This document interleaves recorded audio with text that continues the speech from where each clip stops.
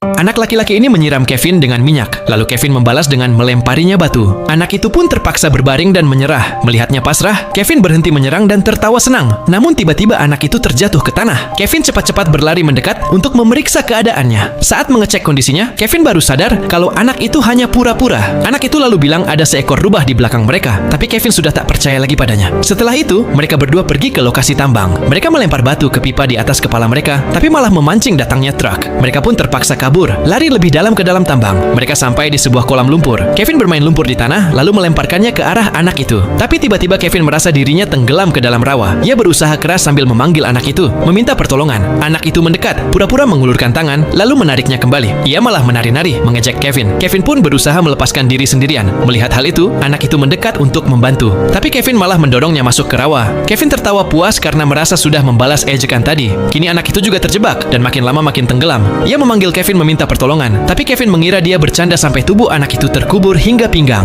Kevin akhirnya mendekat untuk membantu. Ia mengambil tongkat dan mengulurkannya, tapi tangan anak itu sudah terjebak lumpur. Kevin melangkah lebih dekat, tapi hampir terperosok juga. Kevin pun memutuskan pergi mencari bantuan. Saat itu rawa sudah hampir menelan anak itu hingga leher, dan ia hanya bisa berteriak keras. Kevin menemukan sebuah truk, namun meski sudah berteriak dengan keras, tak ada orang yang bisa membantu. Saat kembali ke rawa, anak itu sudah menghilang. Kevin pun mulai menyesal. Ia sadar bahwa kematian anak itu adalah kesalahannya. Kevin memutuskan tidak melapor ke polisi, melainkan berjalan pelan meninggalkan lokasi tambang. Di perjalanan menuju rumah, sebuah mobil berhenti di sampingnya. Seorang wanita baik hati menawarkan tumpangan, tapi Kevin hanya diam. Wanita itu berusaha menenangkannya. Tiba-tiba mobil seolah menabrak sesuatu. Sang wanita turun untuk memeriksa. Kevin menoleh dan melihat seekor rubah. Ternyata anak itu tidak berbohong. Rubah itu memang ada. Kevin pun menangis sedih. Kematian anak itu menjadi luka yang tak akan pernah hilang di hatinya. Kisah ini mengajarkan kita bahwa jika terlalu sering berbohong, pada akhirnya kebenaran pun tak akan dipercaya. Jadi, janganlah pernah berbohong.